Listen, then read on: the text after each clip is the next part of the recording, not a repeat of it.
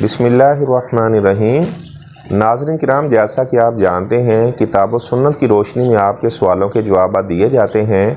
تو آج بھی بعض بھائیوں کے چند سوالات ہیں، میں ترتیب کے ساتھ ان سوالوں کے جوابات دیتا ہوں۔ اگر آپ کا بھی کوئی سوال ہے، دینی رہنمائی آپ کو بھی مطلوب ہے، تو دیے گئے واٹس ایپ نمبر پر اپنا سوال یا کوئی اسلامی وظیفہ پوچھنا ہے یا نکاح طلاق کا کوئی مسئلہ پوچھنا ہے یا کسی قسم کا آپ سوال کرنا چاہتے ہیں، اس نمبر پر آپ واٹس ایپ کریں۔ انشاءاللہ کتاب و سنت کی روشنی میں آپ کے سوال کا جواب دیا جائے گا۔ اگر آپ کسی خواب کی تعبیر پوچھنا چاہتے ہیں تو وہ بھی اس نمبر پر سینڈ کریں۔ انشاءاللہ کتاب و سنت کی روشنی میں شرعی اصولوں کے مطابق آپ کے خواب کی تعبیر بھی بیان کی جائے گی۔ پہلا سوال یہ ہے، کیا کسی میت کو لکڑی کے تابوت میں یا شیشے کے تابوت میں دفن کیا جا سکتا ہے یا دفن نہیں کیا جا سکتا؟ اگر تو کسی کا حادثہ ہو جاتا ہے اور اس کے اعضاء بکھر جاتے ہیں تو مجبوری کی صورت میں اسے لکڑی کے تابوت میں دفن کیا جا سکتا ہے، ایسا کرنا جائز ہے، درست ہے۔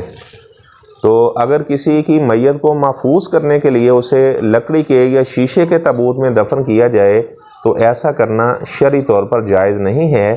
جیسا کہ البدایہ و نہایہ میں امام ابن کثیر رحمہ اللہ نے یہ واقعہ صحیح سند کے ساتھ نقل کیا ہے۔ ابو العالیہ رحمہ اللہ فرماتے کہ ہم نے ایک علاقہ فتح کیا تو وہاں سے ایک ہمیں تابوت ملا، لکڑی کا تابوت تھا، اس میں ایک میت تھی اور اس کے سر کے پاس ایک صحیفہ پڑا ہوا تھا، اور ان لوگوں کا یہ دعویٰ تھا کہ یہ حضرت دانیال علیہ السلام کی میت ہے۔ جب بارش نہیں برستی تو وہ دانیال علیہ السلام کی میت کو تابوت سے نکال کر وہ کھلے آسمان کے نیچے رکھتے اور اللہ تعالیٰ کے ہاں دانیال علیہ السلام کی میت کو وسیلہ بنا کر اللہ تعالیٰ سے بارش طلب کرتے۔ تو امیر المومنین عمر بن خطاب رضی اللہ تعالیٰ عنہ کو جب پتہ چلا تو انہوں نے فرمایا کہ ان کی میت کو تابوت سے نکال کر فطری طور پر انہیں دفن کر دیا جائے۔ تو ابو العالیہ رحمہ اللہ فرماتے ہیں اس کے بعد پھر ہم نے ان کی میت کو جیسے مٹی میں عام لوگوں کو دفن کیا جاتا ہے اسی طرح حضرت دانیال علیہ السلام کو دفن کر دیا، اور ہم نے 13 قبریں کھودی اور کسی ایک قبر میں رات کے اندھیرے میں انہیں دفن کر دیا تاکہ کسی کو حضرت دانیال علیہ السلام کی قبر کا علم نہ ہو سکے کہ ان کی قبر کس مقام پر ہے۔ تو پتہ چلا کہ ایسے لکڑی کے تابوت میں یا شیشے کے تابوت میں دفن کرنا یہ مسنون نہیں ہے،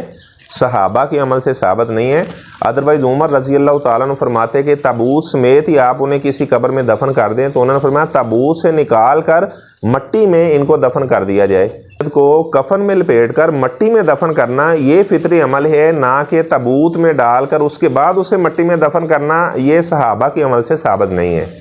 دوسرا سوال یہ ہے، کیا دادا کو ابو کہہ سکتے ہیں؟ جس طرح ہمارے اکثر لوگ دادا ابو کہہ کر انہیں بلاتے ہیں،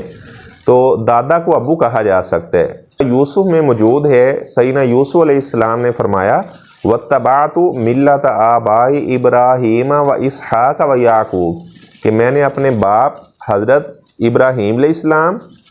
اپنے باپ حضرت اسحاق علیہ السلام، اپنے باپ حضرت یعقوب علیہ السلام کی ملت کی پیروی کی ہے۔ یعنی دادا کے لیے اور پردادا کے لیے بھی انہوں نے اب کے لفظ کا اطلاق کیا، تو پتہ چلا کہ دادا کو یا پردادا کو دادا ابو کہہ کر بلایا جا سکتا ہے، اس میں کوئی حرج کی بات نہیں ہے۔ تیسرا سوال یہ ہے کہ چغلی میں اور غیبت میں اور حسد بغض میں کیا فرق ہے؟ غیبت کسی کا عیب بیان کرنا مقصد ہوتا ہے اس کی عدم موجودگی میں، اگر وہ عیب اس میں نہ پایا جاتا ہو تو پھر وہ بہتان ہے، اور چغلی میں دو بندوں کو آپس میں لڑانا مقصد ہوتا ہے، ایک کی بات سنی دوسرے کو پہنچائی، اس کی بات اسے پہنچائی اور دونوں مسلمانوں کو آپس میں لڑا دیا۔ اسی لیے حذیفہ رضی اللہ تعالیٰ عنہ کو جب پتہ چلے ایک آدمی کے بارے میں وہ ایسا کرتا ہے تو وہ فرمانے لگے، آپ صلی اللہ علیہ وسلم نے فرمایا لا يدخل الجنت النمام، چغل خور جنت میں نہیں جائے گا۔ تو چغلی میں دو بندوں کو لڑانا مقصد ہوتا ہے، غیبت میں مسلمان بھائی کی عدم موجودگی میں اس کا عیب بیان کرنا مقصد ہوتا ہے۔ اور جو حسد ہے،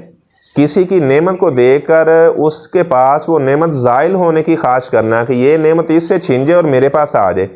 اور دوسری قسم یہ ہے کہ یہ تمنا کرنا یہ جتنی نعمتیں اس کے پاس ہے یہ ساری کی ساری ختم ہو جائے، مجھے ملے یا نہ ملے، تو اسے حسد کہا جاتا ہے۔ اور جو بغض ہے یہ حب کی متضاد ہے، یعنی اللہ کے لیے محبت کرنا، اللہ کے لیے کسی سے بغض رکھنا، یعنی جو لفظ بغض ہے یہ لفظ حب کا متضاد ہے، یعنی محبت اور بغض یہ دونوں آپس میں متضاد لفظ ہیں۔ جیسا کہ آپ صلی اللہ علیہ وسلم نے حضرت ابو ہریرہ رضی اللہ تعالیٰ عنہ کو فرمایا لا یبغضک الا منافق، جو منافق ہیں وہ آپ سے بغض رکھیں گے اور جو ایمان والے ہیں وہ آپ سے محبت رکھیں گے۔ اسی طرح کے الفاظ سیدنا علی رضی اللہ تعالیٰ عنہ کے بارے میں فرمائے، اور اسی طرح کے الفاظ انصار کے بارے میں فرمائے کہ جو ایمان والے ہیں انصار سے محبت کرتے ہیں، منافقین انصار سے بغض رکھتے ہیں، یعنی بغض اور محبت یہ دونوں آپس میں متضاد لفظ ہے۔